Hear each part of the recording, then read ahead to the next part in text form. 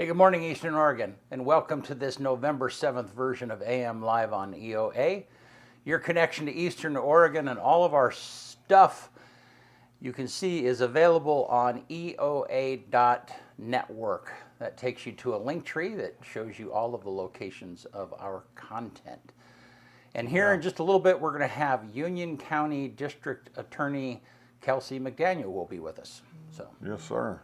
How are you, man? Good morning. It's first Friday. Yeah. We made it. Not that it really matters, like we always say. I loved the sunshine yesterday for just a little bit. At least it wasn't windy. Yeah. Or rainy. That was a plus. But it did get cold. Yeah. It got cold. Well, I don't mind the cold as long as there's a little bit of sunshine during the day. Let's talk real quick about the local elections real fast before we move into sports. Cody Bowen, sheriff. Jake Sievert, commissioner. The city ordinance thing, the city charter did not pass. Nope.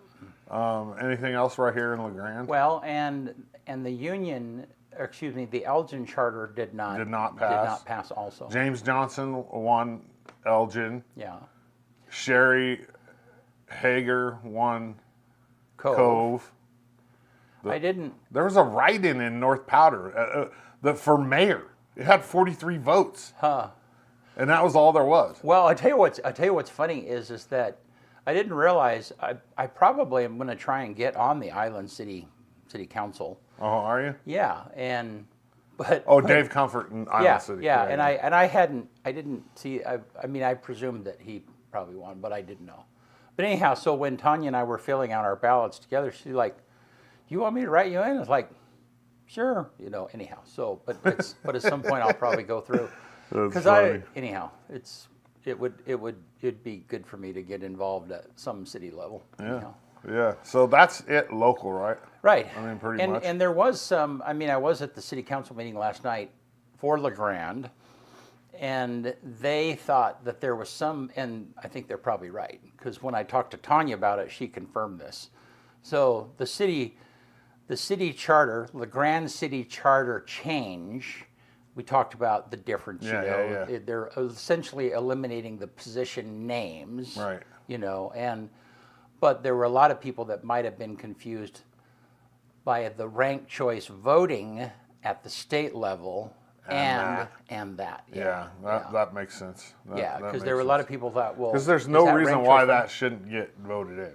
I mean, when you look at it, it's beneficial across the board, I think. Right. But, charter, people are, when you change a charter, they just tend to be a little bit more conservative because it's like, whoa, we've been doing it this way for if it's working, why are we trying to fix it? Yeah, because changing the charter could be a big deal.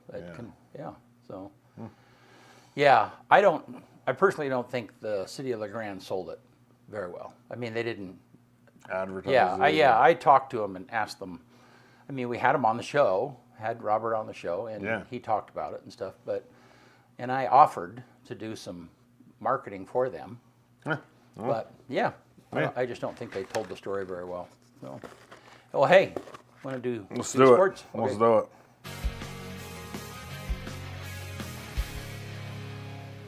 AM Sports Report brought to you by Hobby Habit right here in LeGrand. They have advent calendars for Christmas. They have a bunch to choose from, but the crowd favorites are the Lego and the escape room style. And my sister, who is married to the owner, well, they own it together, said that the escape room style advent calendars are awesome. So go to Hobby Habit, 411 First Street in LeGrand, and check it out just for the fun of it. LHS boys soccer lost their first round playoff game to Staten on Tuesday, bringing their season to an end.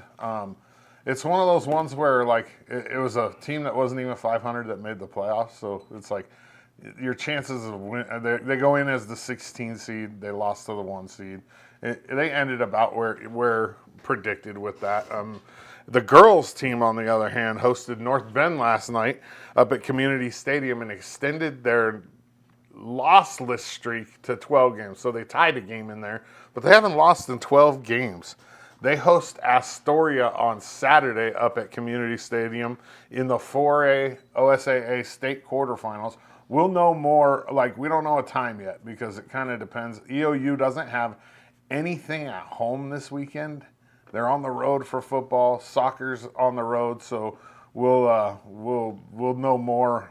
I would hope today, and I'll get that out as soon as possible. LeGrand football goes to Philomath tomorrow night for their first round playoff game. If they play like they played against Pendleton, they should do pretty well. They're both Philomath and LeGrand finished in third place in their conference. And I like this matchup for the Tigers. I would have much rather go to Philomath and play Philomath on the road than have beat Pendleton and had Mazama at home, because I think Mazama's a tougher team in the playoffs than Philomath. As for EOU sports, they have a big schedule this weekend. EOU football goes to Southern and takes on the 8th ranked Raiders in Ashland. And that's going to be a tough game for the Mounties, coming off of a emotional, huge win at home last Saturday night against the Yotes. First time they beat them since August of 2018. So, I mean, hopefully the Mounties can keep that rolling and get another win. EOU cross country, both men and women, head to Portland tomorrow for the CCC championships. Both teams are really good. They're both top 15. I think the men are top 15.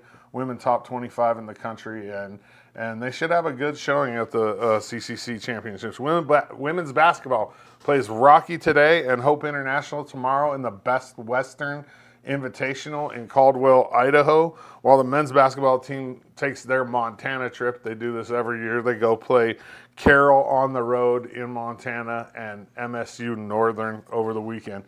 EOU volleyball goes to Portland and takes on Warner Pack and Multnomah. If they win both of these games, which they should, I don't knock on wood, they lock up the CCC crown and get to host the CCC tournament next weekend, which would be huge. I mean, if you win the CCC, you're automatically in the national tournament. So it doesn't matter what you do in the tournament, but it's always nice to have that tournament here. It generates funds. It gets a little bit of hype going into the national tournament. And this volleyball team has a legitimate shot at making it right back to the semis where they did last year on the national level, and maybe even going further. Women's wrestling's in Great Falls, Montana for the Battle of the Rockies tournament, while the men head to Ashland on Saturday to take on Southern as well, and that's the duel for the wagon wheel. So if EOU wins, they get to bring that wheel back home. Southern's tough, though, so it's going to be a challenge for the Mounties. That's all I got for sports today. AM Sports Report brought to you by Hobby Habit. Go check them out just for the fun of it. All right. Yeah. Good. Yeah. Well, let's take a look outside at the weather. We got sunshine today. That's nice. Yeah. It just changes my whole attitude, I tell you. It makes the cold bearable. Yeah. Rather than it being gloomy and cold. Well, and the trees are beautiful right now. I mean, they're close to being like that one right there is totally bare, but we still got pretty leaves on the trees. So let's look at the graphic here. Cold. So 50 degrees today is the high, and doesn't look like it's going to be rainy. 2% chance, and then tomorrow kind of the same thing. Saturday is a little overcast. Sunday.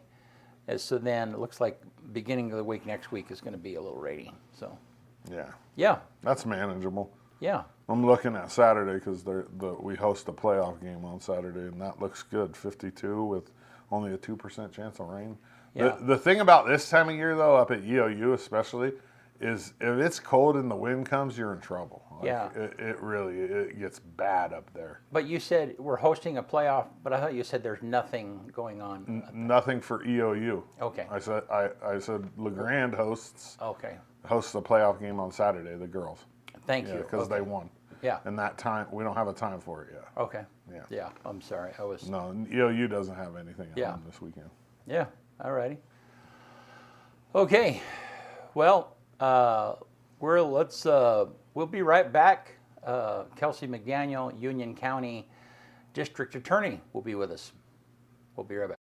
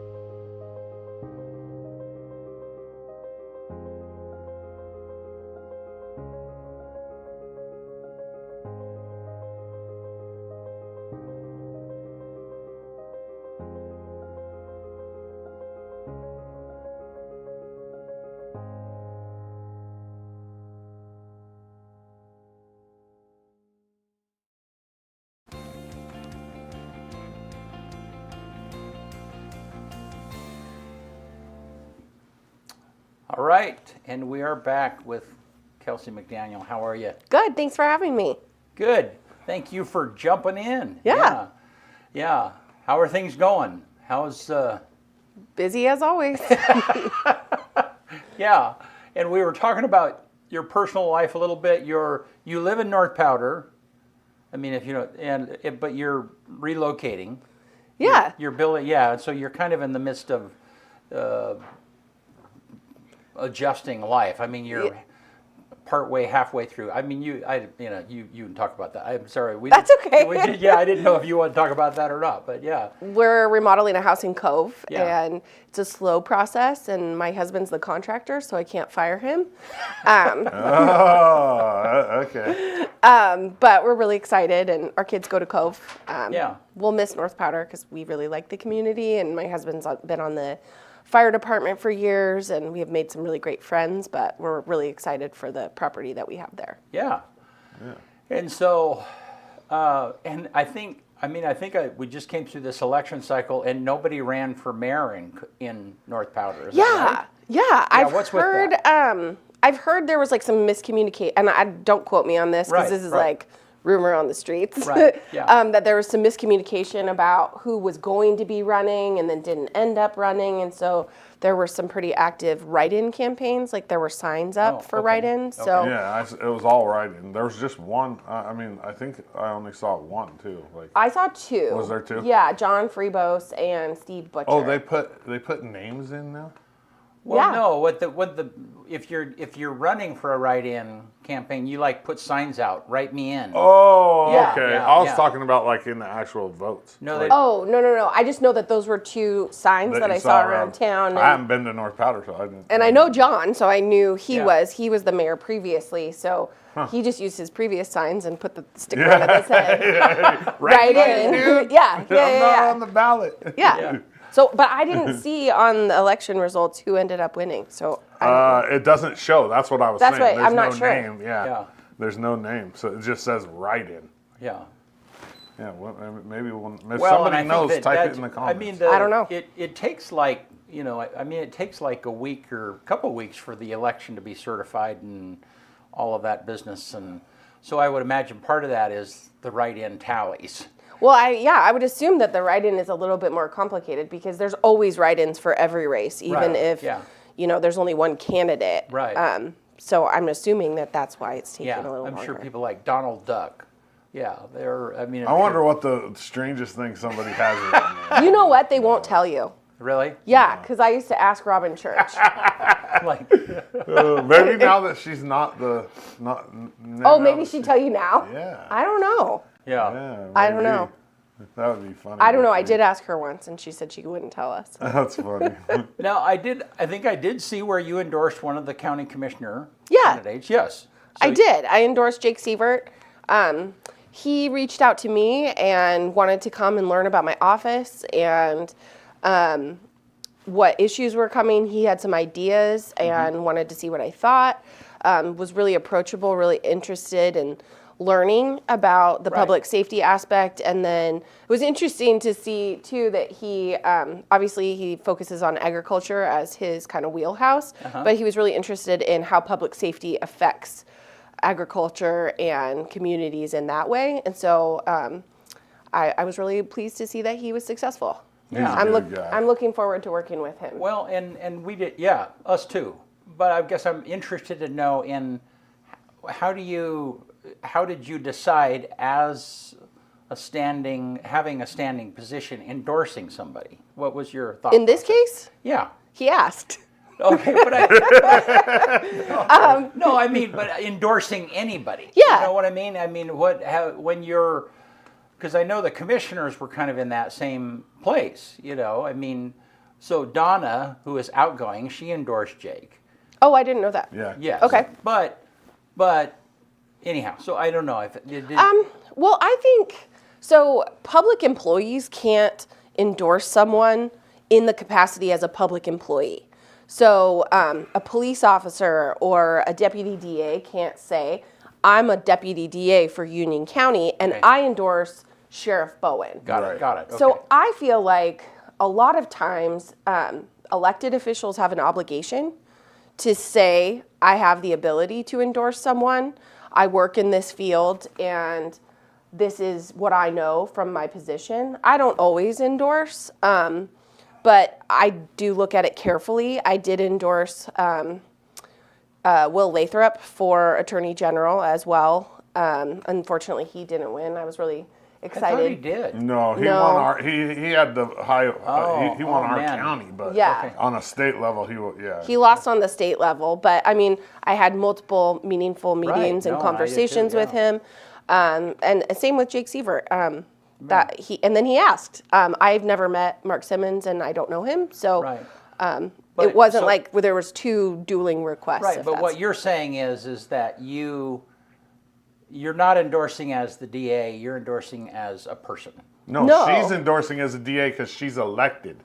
She's saying that people that are hired, that are public employees, can't endorse, but she can because she's in an elected position, right? Is that Right. Yeah. So, like, for example, a public employee can endorse as a private citizen.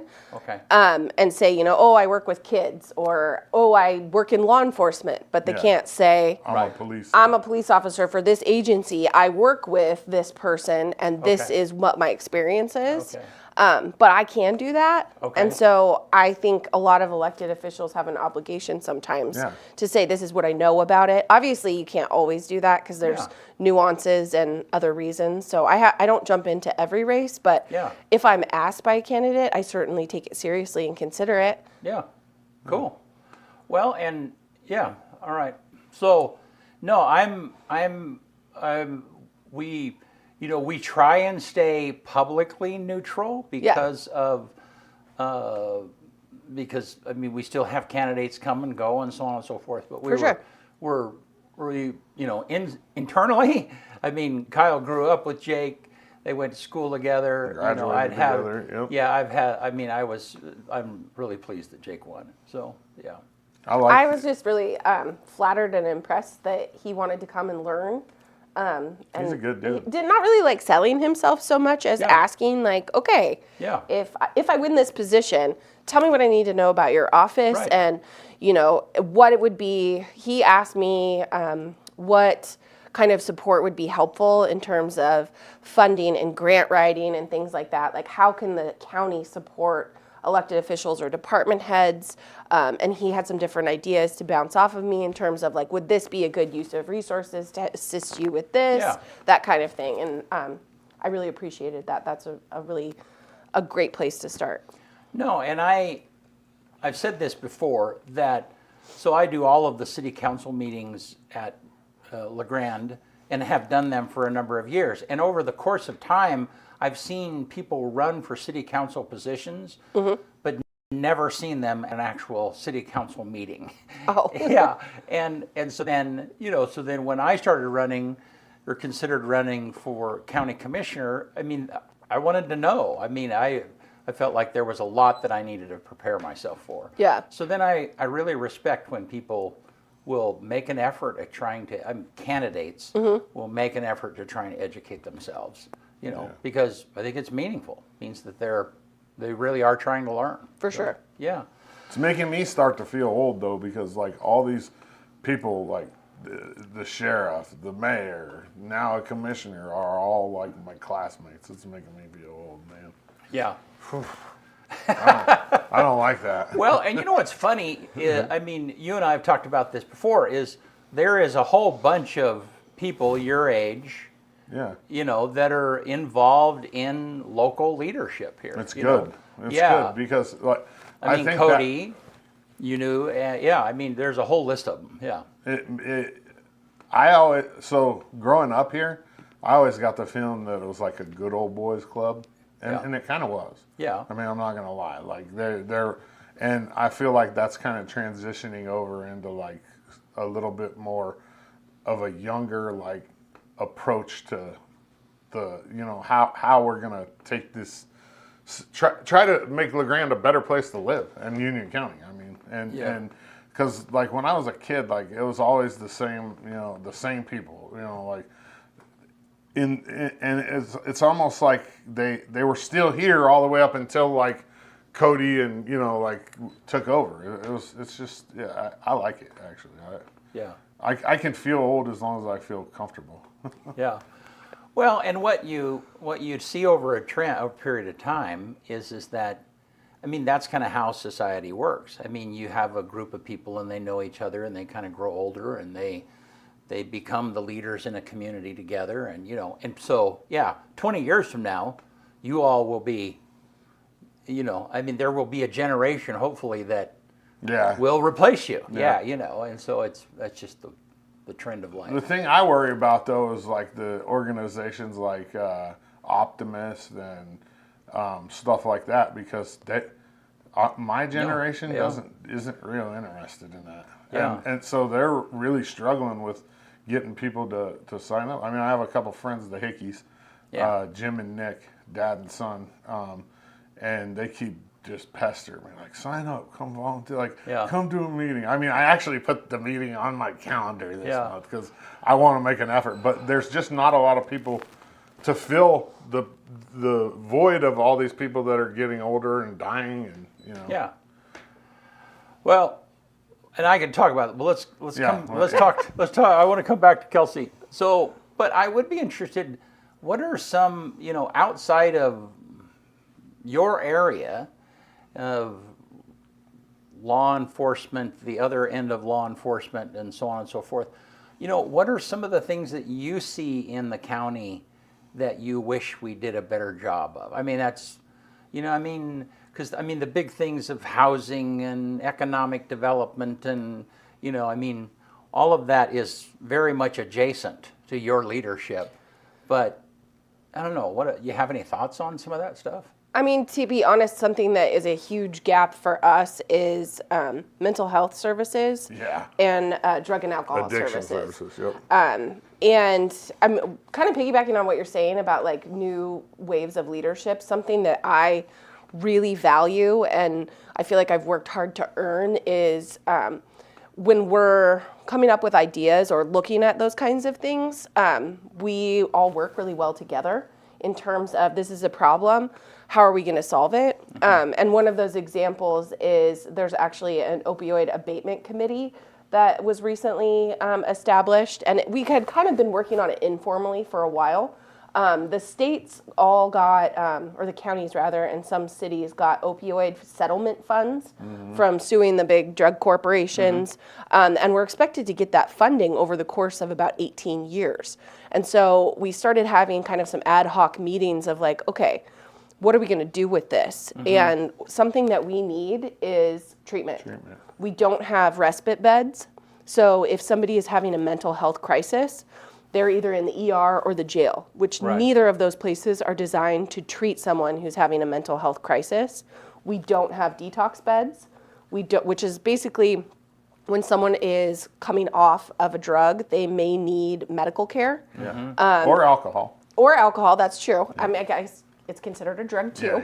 But any sort of substance, if you will, that requires medical care in order for them to come off of that drug. We don't have those beds. We also don't have any inpatient care, and right now, that's the hardest thing for us right now. We had an individual that we're working with in the court system through the drug court, and through that discussion and putting that person on a list, I learned that he was number 86 on a list to get a bed to go to treatment. That's crazy. Which to me is insane, and we don't have a facility here. Baker does, Umatilla does, Hermiston. We're sending people to the coast when we can get them in, but even then, you have somebody who's actively using, who's coming forward and saying, I want help, please help me, and we're gonna say, here, fill out this packet and we'll call you.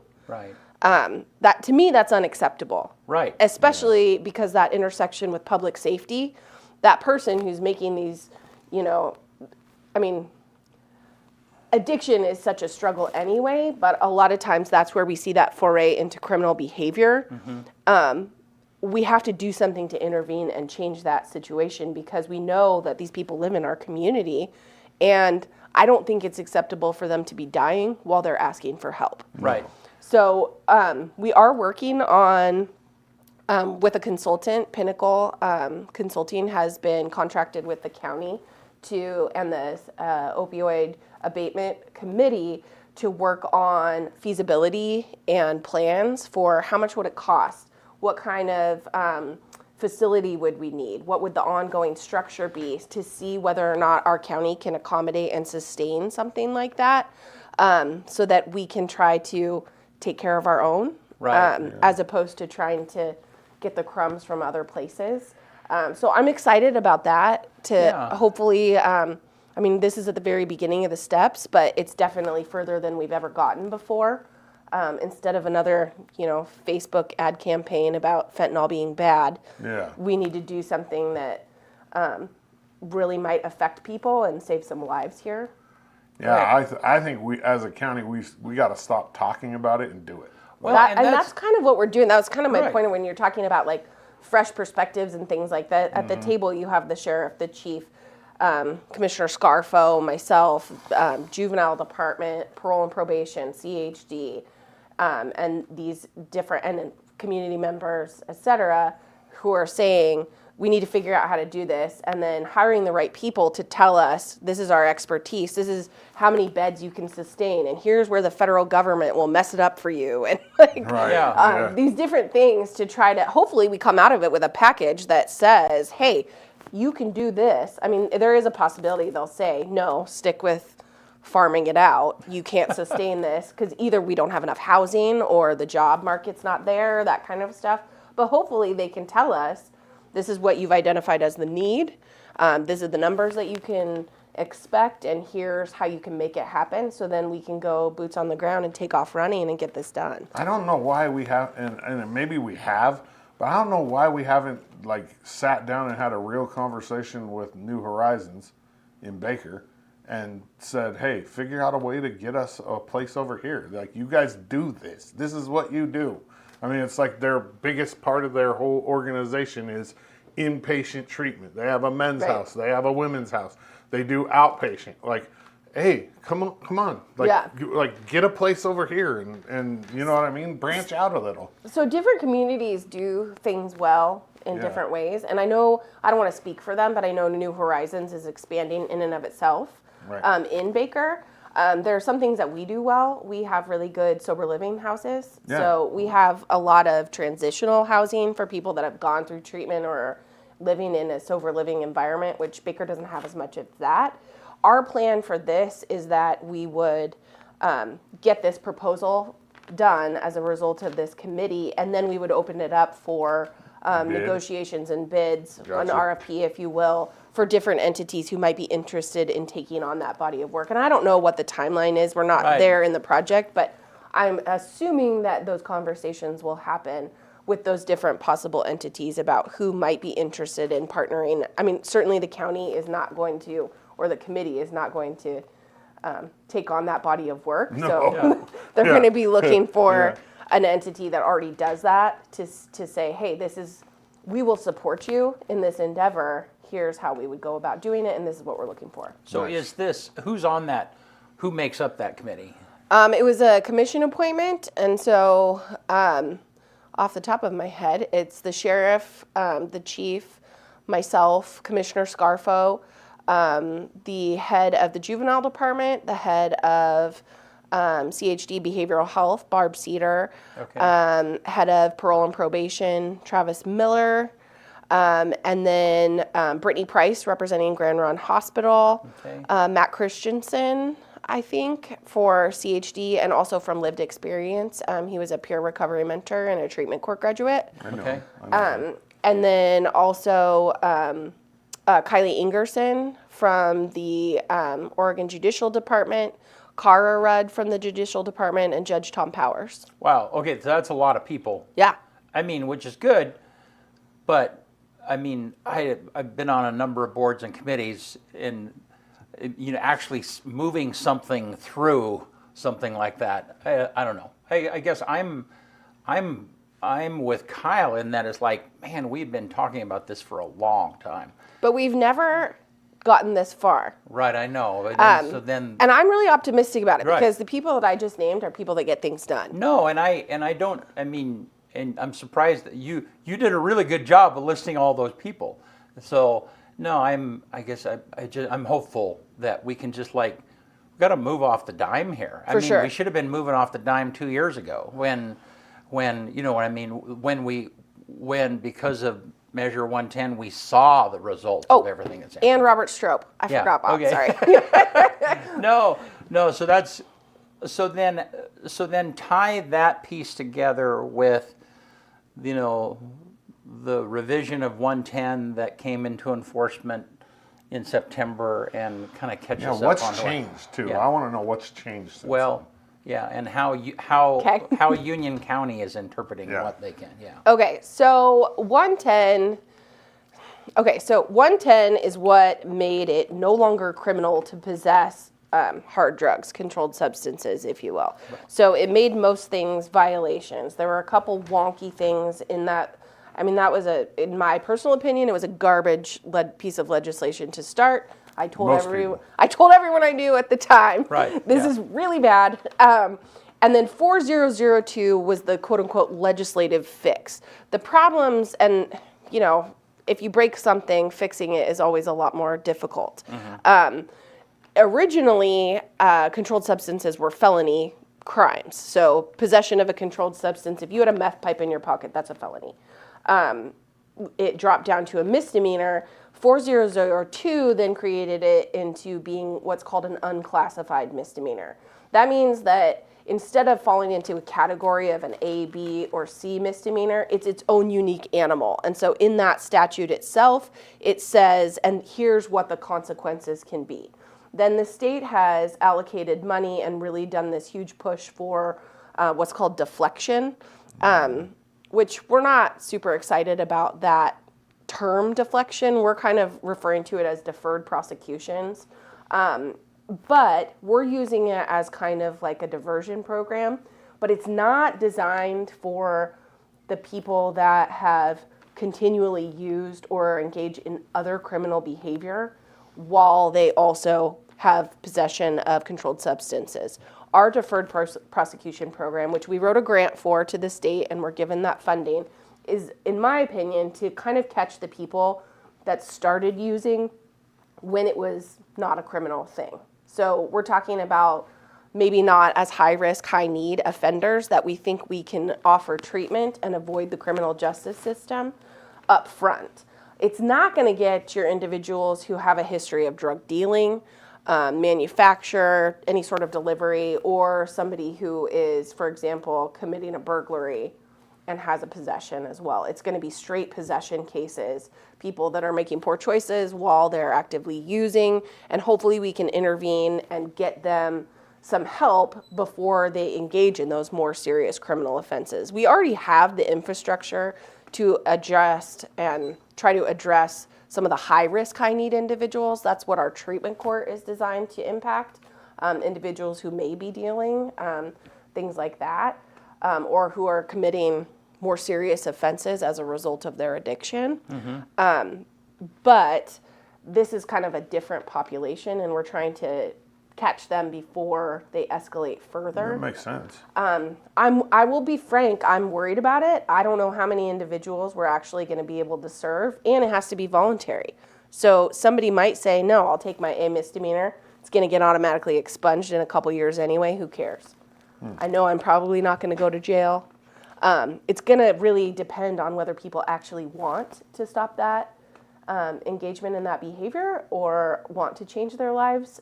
So I am nervous that it's not going to be what the Salem people consider to be successful. Right. But it also is held up against a standard, like in Salem or some of the bigger counties, they're doing what's called a LEAD program. And that's where an officer encounters somebody in the street and they say, okay, you can go through door number 1 or door number 2. Door number 1 is the jail. Nobody wants to go to jail. Door number 2, I'm going to call my remote crisis team, and they're going to come and give you a warm handoff. You don't get charged, and you go straight into detox or inpatient treatment. The issue is, for us, we don't have it. We don't have that mobile, magic mystery machine to show up with all of these, social workers. And then, even if we did, where are we going to take them? Right. If somebody says, you're right, sorry, officer, I'd really like to get clean and sober. Thanks for meeting me where I'm at. You're number 86 on the list. Exactly. Take Here's me. a phone. I would like door number 2. Where is that? We're going to go. Yeah. Well, So we can put you in a hotel for 48 hours, and then we'll put you on a list, and we can call every day. And I mean, it's just not realistic. And So the funding structurally, the funding that was available would not afford us to actually set up that kind of a program. So it was really a non-starter. We're doing a program that we think we can do with the resources we have. But I mean, if we're going to get compared to what these other counties are doing, it's really not realistic in any way. It's just an unrealistic expectation for especially rural communities. If you're going to find somebody and have an officer have that interaction in, for example, Elgin or North Powder, like, we're going to sit here for 45 minutes while we wait for a mobile crisis person to get up and running and come. Right. We just don't have those resources in the way that the expectation is. So there are definitely some flaws in the legislation in terms of, what we can actually do versus what I think they thought we should be doing. So the details in the unclassified misdemeanor are still similar. So you said, okay, I'll just take the misdemeanor A. Like an unclassified misdemeanor, yeah. Well, I mean, so they still You can still be prosecuted for it. right, but the teeth is not really enough. It's not the same as it was before. Okay. A felony is a much heavier penalty, Right. which It's was on your part of the record forever. not necessarily. No, Well, you can have it expunged Right. at some point in time, but it is a much heavier, collateral consequence. You're a convicted felon for that amount, and that was part of the reason that people were, pushing for a change. Right. It just went to the absolute extreme. Right. And now we're just trying to figure it out well, I'm not. I mean, Right, we right. know what needs to happen. It's trying to, get the legislature to understand that and then facilitate it in a way that's reasonable for the communities that they're trying to serve. So I guess I had thought that them classifying it as an unclassified misdemeanor might have given the opportunity so Eastern Oregon could add more teeth to that because that's what they would prefer rather than Western Oregon. Is that the case, or are they still, before there was hardly any disincentive. Is there a disincentive now? I mean, you would have a misdemeanor conviction Right. and you'd be on probation, you'd be ordered into treatment. Yeah. You would end up being ordered to do the same things essentially you would do in a deferred if prosecution. you did it by choice. Yeah. But you would do it by choice. You'd probably get it done faster and it would come off your record. Yeah.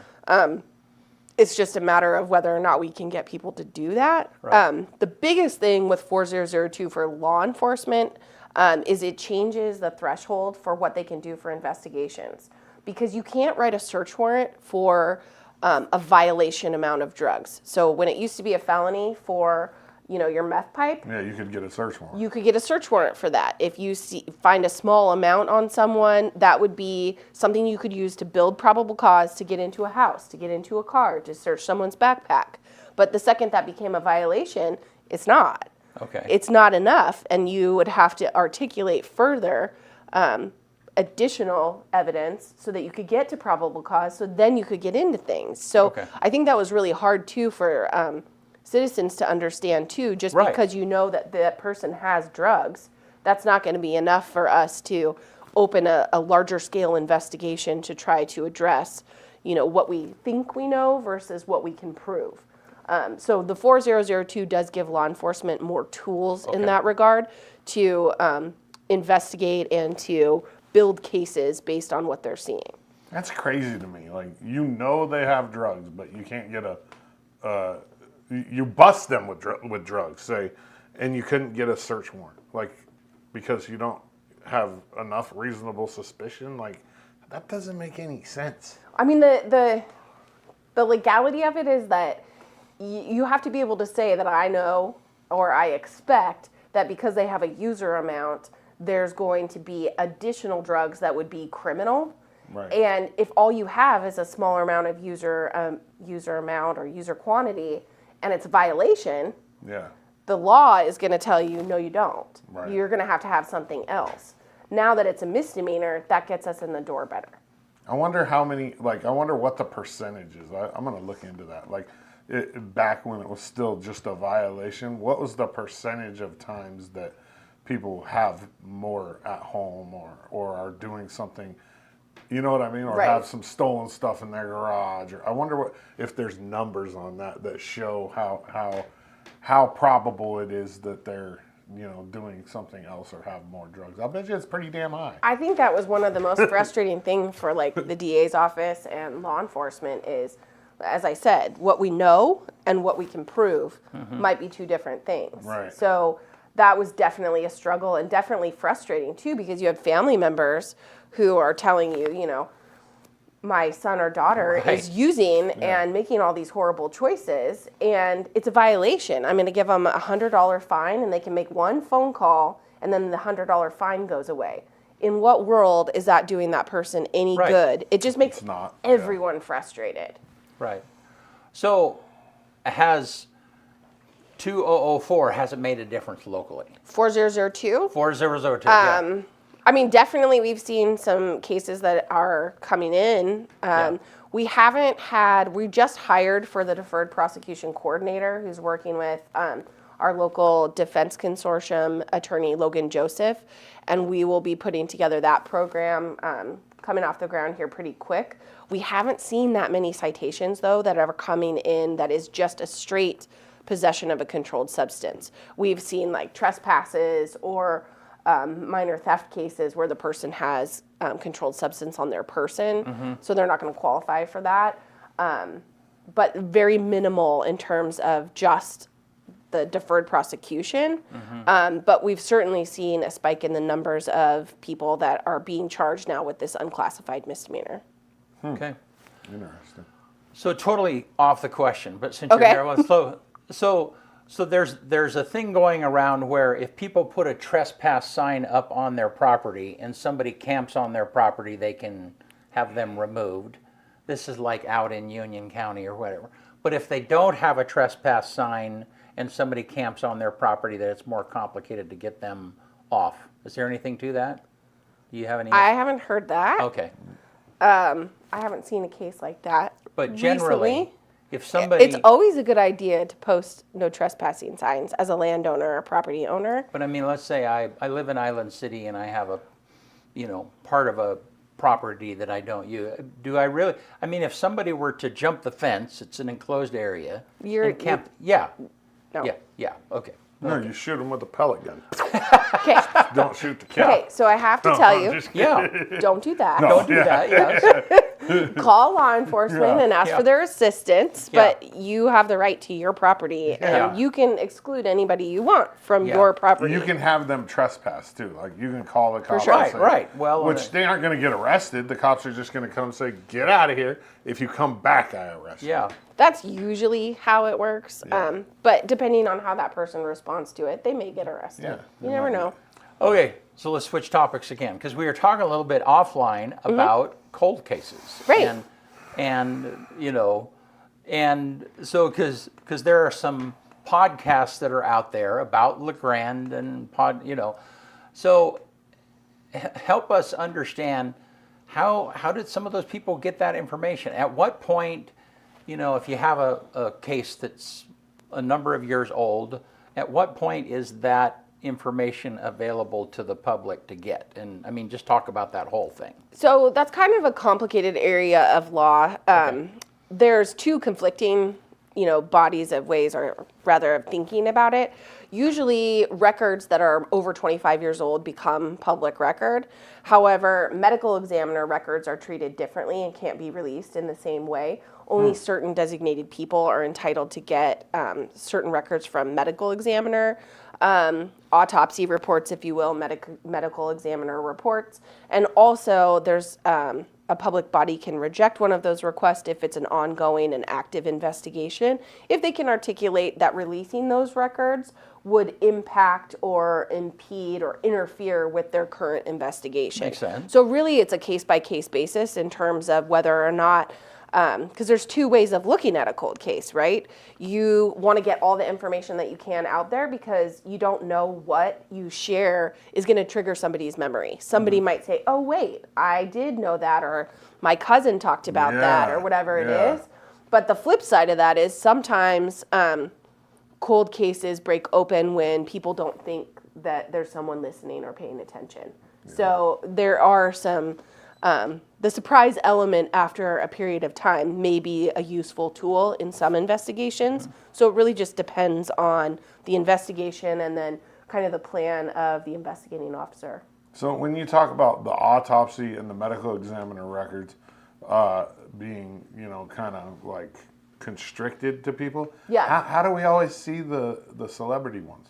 Is that somebody? You're not supposed to. Them? People get fired over that. Oh, okay. So that's leaking. Somebody's leaking those. Yeah, typically. Okay. Yeah, okay. I was wondering about that. I also can't speak to outside of Oregon. I know what the Oregon rules are there. Like, immediate family members and designees are allowed to get some of those records, but any Joe Schmo off the street can't come and request an autopsy report or photos of an autopsy. And to be fair, they shouldn't. No. Right. No, that'd be weird. But there are people that want to, I guarantee you. Fun fact as an aside, in public records requests, you can't ask why someone is asking for it. So if you did get one of those requests, you couldn't be like, excuse me, sir, what are you going to do with this? What are you trying to do over here? Oh, don't worry, I got a skin suit in my basement and pictures of autopsies all over the wall. Yeah, that's just weird, gross, and wrong. But there is different ways of approaching it. And that's such a lawyer answer too, of like, well, it depends. Yeah. Right. Yeah. But in most, and we talked about this before last time you were here. Yeah. And that is that in any investigation, there are some nuggets per se that maybe only the killer would know. Only, Right. Right. And so some of those things you're purposely going to hold back in some manner or not, because For sure. Because then that can be an identifier. If somehow in an interview, if a suspect, they reveal something that they know that only. Right. Yeah. And that's a tactic you use in like any investigation. Right. If you have a suspect that says something or provides a detail before you tell them, that's obviously something that we care about. Do you know off the top of your head how many open cold cases we have in Union County? Off the top of my head, I can tell you. Or a rough estimate. Well, I can tell. Well, it depends because OSP has centralized some of their, Oregon State Police has centralized some of their cold case actions, and so they are being investigated outside of the Union County area on some of them. So if that's a Oregon State Police generated investigation, it right, might like be. there's one that I know we're actively working, and the detective is out of the Ontario office. Okay. So there's a little bit of scattered, and then we've changed a little bit too because in the last year and a half, my office has secured an investigator. You talked about that last time. Mike Harris was a detective sergeant at LeGrand, and he's been working for my office, and he had worked on some of those cases when he was at LeGrand, and so he's kind of carried them over into our office, and so our office has the responsibility or has taken over some of those. The sheriff's office and then LeGrand, usually we work those as major crimes, and there's a few that are quote-unquote cold cases from like the 30s. We wouldn't necessarily put them in the same category in terms of whether or not they're workable, if you will. But there's less than 10. Less than 10. And so what day, like, is that like starting in the 80s, the 90s? Like, is there a rough? I think the oldest one that we have at our office is Sylvia Heitzman.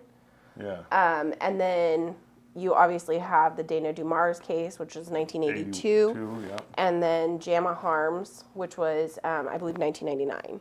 1996. Mid-90s. Sorry. Okay. Yeah. Wow.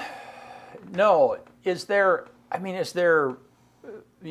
you kind of hover over that stuff, are there times where it's like, oh man, as an investigator, it's like you're solving a puzzle.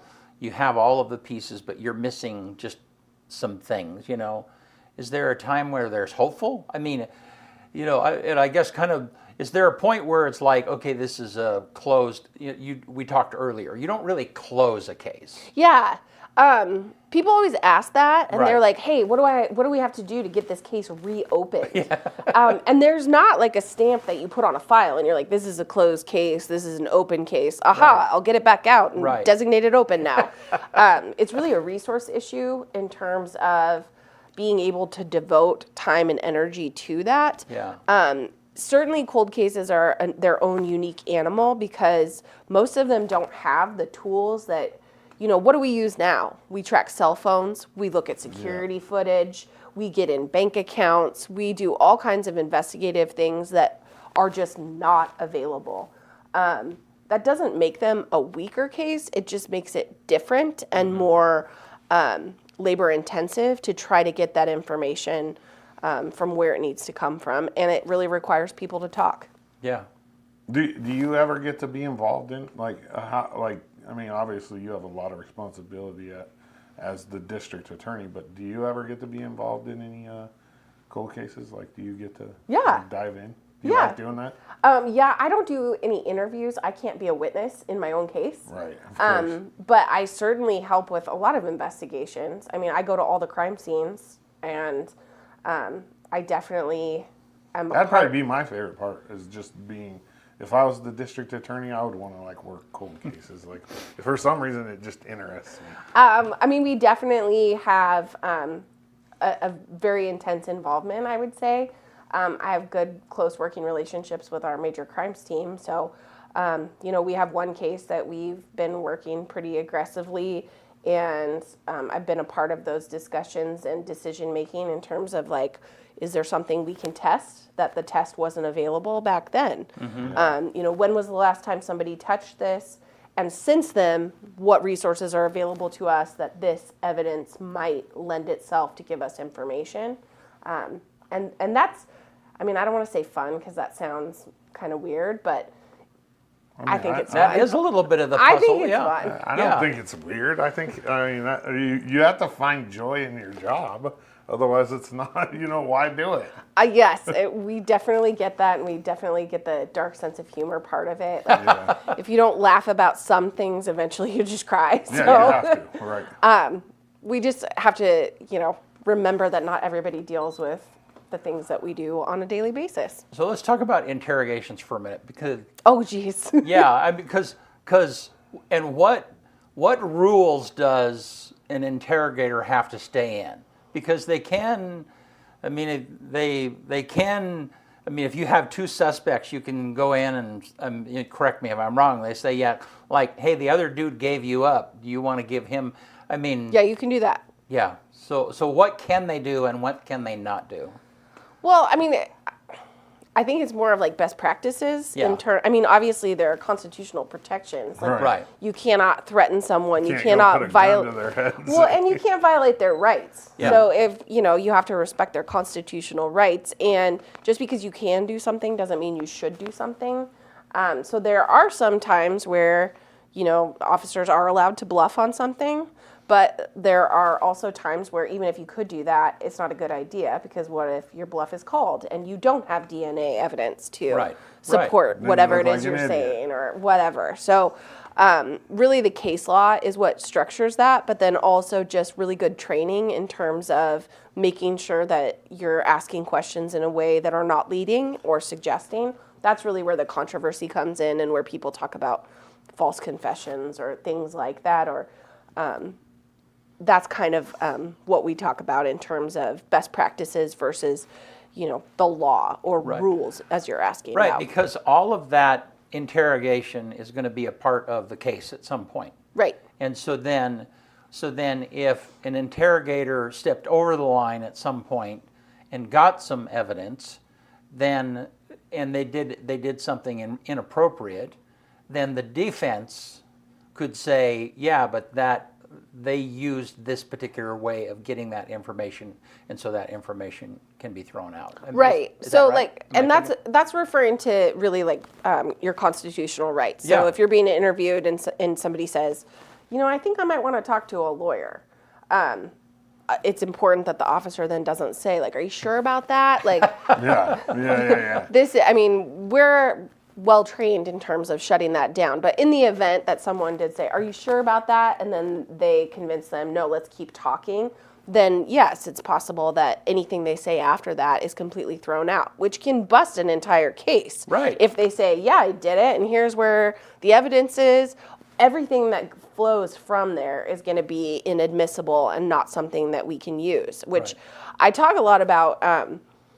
Solving a case is not the same as proving a case. So you can know what somebody did, or you say, "Hey, I think my nephew stole from me." Well, that might be solving a case, but that's not building a case that we can prove or proving a case. Those are two different things. Do we have the ATM video? Do we have the actual documents? Can we get into that bank account? Like, it's not so simple as just to say this is who did it. Yeah. And we know that that's the outcome, because proving it looks very different. Yeah. That's crazy. All right. Well. Sounds stressful to me. It can be.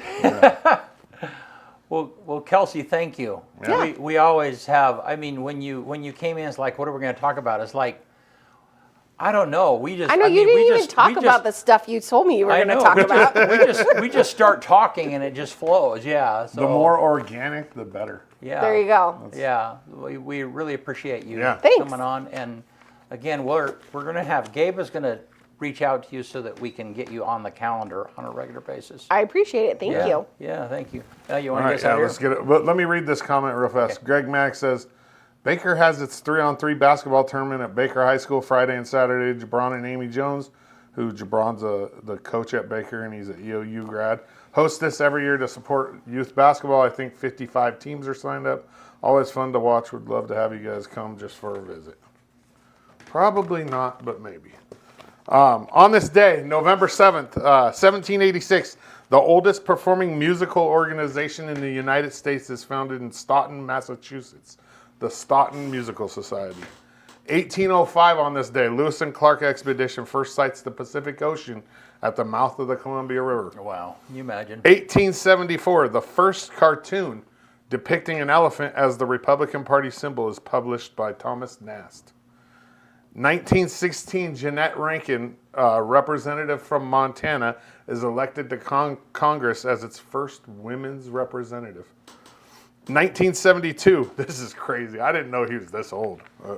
Attorney Joe Biden is elected to the U.S. Senate, representing the state of Delaware. He beat the other guy by just over 3,000 votes, but he was reelected 6 times. 6 times. But 1991, Magic Johnson announces he has HIV and retires from the Los Angeles Lakers. 2019, in Nature magazine, humans are reported to have walked upright 12 million years ago, previously thought to be 6 million years ago, according to a new study of a species of ape found in Bavaria, Germany. 2020, Kamala Harris makes U.S. history as the first woman and the first woman of color to be elected to the vice presidency. On this day in 2004, the #1 movie in America, The Incredibles. And then the quote of the day comes from Confucius. I like this one. Life is really simple, but we insist on making it complicated. One more time. Life is really simple, but we insist on making it complicated. All right. Thanks you, again, Kelsie. Kelsey. Thanks. Yeah. Appreciate thanks it. For doing what Thank you did. you, as always. Thank you, guys. We'll see you soon.